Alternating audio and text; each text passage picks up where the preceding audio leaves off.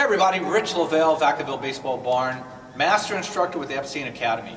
And today I want to discuss squishing the bug, pivoting the back foot, pivoting the hips, whatever you want to call it. It's something that you should not teach players. And let me explain why. So I've got my basic setup here for my feet. I've got my back foot mark here, and if you'll notice I have a block here at my back foot. Then I've got my front foot here. I'm going to start with a no stride so that you can see this. Squishing the bug. What do kids do? They're told that, they're taught that because the coaches want them to get their hips involved in the swing. And this is kind of what it looks like. Well, they may not be specifically set up, but they'll be here and they'll say squish the bug. Well, I've got the block here so that when they do spin on the back foot, it's a reminder. Oh, wait a minute, I'm not supposed to do that. Why? Because if you see now, I have probably 95% of the weight on my back leg right now. And I can hold it there for a while. And whether I'm in contact, it doesn't really matter where I am in my swing, I can hold all my weight back there. The problem here is all my weight's back like this, and I'm trying to get momentum going forward. Think about a car. Can't go forward when you're in reverse, and that's essentially what's happening here.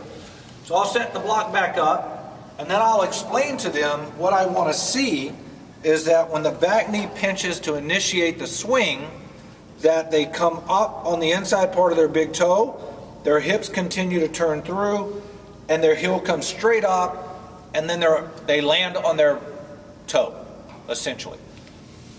Cannot put all your weight there. I've done this thousands of times, and I can probably get maybe 40 to 60% of my weight on, but if you'll notice, I'm even giving myself a little bit of help here. That's the big issue. The big issue being that all the weight collapses on the back leg. They're basically falling backwards trying to swing forward. That is not what we want to do. We want all of our momentum going into our front foot, and once our front foot lands, obviously our head stops, and our body basically turns or rotates underneath the axis of our head. So if I were showing a kid, or a pro player even, let's say professional player, not necessarily Major League Baseball player, but as they're here, I want them to drop the heel, pinch the knee. That initiates my hips, and as my hips continue through, I come all the way up onto my back toe, make contact, then my weight falls backward. Make sure you're not telling your kids to squish the bug. Between that and bat drag, probably the two biggest issues of power suckers from a swing that you can see. Work with them, repetition. There's a drill that I teach kids, feet apart, back leg back, heel to heel, the distance that they're supposed to be in their swing. And then they get as high on their toe as possible. You can even put a block or a brick to assist. And they build up some strength in that back foot and toe.